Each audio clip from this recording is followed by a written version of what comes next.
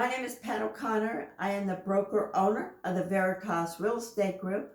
We're located in Coral Springs, Florida, and today I want to talk about a home equity line of credit. HELOC. What is it? Is it good or bad? When do you use it? It acts somewhat like a credit card. You will be approved for a certain limit, and you can take draws up to that, use it whenever you want to use it, as long as you don't go past that maximum limit. And then you will have a minimum repay every month. With a HELOC, that minimum is the interest rate. So what are the differences between an equity line of credit and a credit card? The qualifying process is more difficult for an equity line of credit. You will be qualified the same way that you are qualified on a purchase mortgage. They're going to look at your credit score. They're going to look at your work history. They're going to look at your employment history. And the same kind of things will affect the interest rate that you can obtain on a HELOC. If you are 680 to 700 or above on your credit score, your interest rates are going to be better unless you have a lot of compensating factors. Your interest rates will be better than if your credit score was 620, 640. So you need the debt to income ratio, 43%, the same as, or better, the same as with a mortgage. So you're tapping into the equity of your home. The equity of your home is the current market value minus your loan balance, and that is your equity. And then lenders may give you a credit line from 70 to 90%, depending on the lender, depending on other outstanding variables in your personal profile. With the equity line of credit, you have two different phases. You will have a 5 to 10 year period where you can draw from this approved credit line. You'll obtain a card, perhaps checks that you can use like a credit card for the draw period. You will be monthly billed, and you only have to pay, if you choose, the minimum, which will be the interest due on the loan. You can also pay back into the fund the entire amount that you withdrew. And then that will bring your credit limit back up to what it originally was. The choice is yours.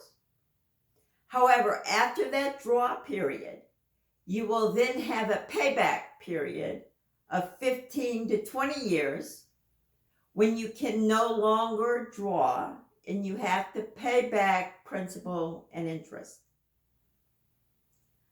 So the funds are there if you have an emergency and you want to use the money. There are no automatic monthly fees. If you don't use it, you're not charged.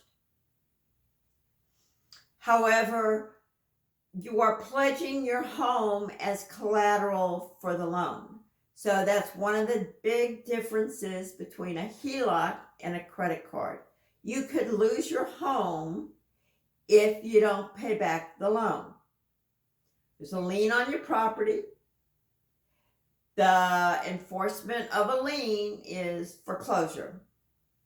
So you don't want to use this credit HELOC for shopping. You don't want to risk your home. Use it for home improvements. Use it for college tuition. Use it for weddings. Use it where you have these big fees and you're looking for a source of funds with an interest rate that is lower than a credit card and lower than a personal loan. Don't use it frivolously because you're pledging your home as collateral. The other main disadvantage is most of the HELOCs have an adjustable rate interest. So you'll have the beginning interest and then you'll have the final interest, which is as high as it could go. And your monthly payments may shift from month to month, depending on the amount that you charge, obviously, but the interest could go up. And June 2022, our interests have gone up like 2% since January. We are in an inflationary period, interest goes up, so you are taking a risk with these HELOCs that you may not be able to predict what your monthly repayment may be. These HELOCs are available for both owner-occupied as well as investment properties, but investment property HELOC may be harder to qualify for, and the interest rates may be higher. But you can search, if you're interested in having that on an investment property, you may have to contact multiple lenders before you can find one that has terms that are agreeable to you. These loans may have closing costs that you might be able to negotiate as well. So you can get quotes from different lenders. Don't necessarily go with the first lender that you talk to.